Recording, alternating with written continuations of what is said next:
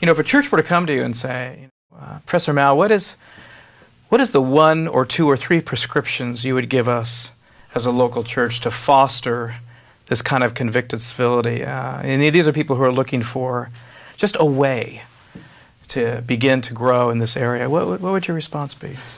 Well, I think one is, I think there need to be pastoral models of empathy.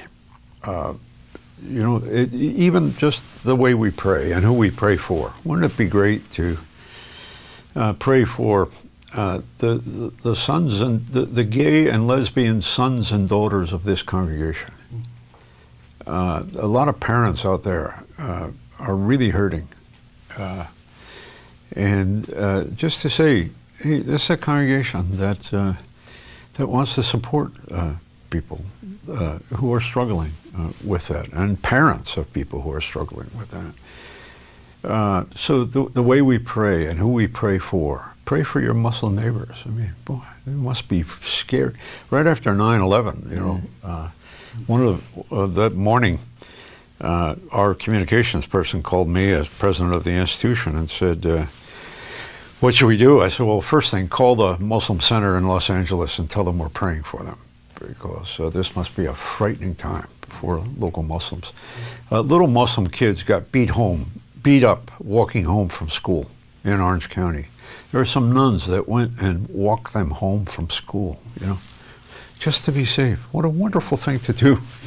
And to think about those kinds of gestures and to lift those up as models of, imagine what it's like to be a 7-year-old Muslim girl on a day when her nation is at war with Muslim terrorists, and how people look at her and how frightened she must be. And wouldn't it be great for a Christian just to go and say, I'm gonna walk along. You don't have to hold my hand or anything. I'm just gonna walk alongside, because I'm gonna be sure that you get home safe. What a wonderful thing to do. And then I think to model dialogue, to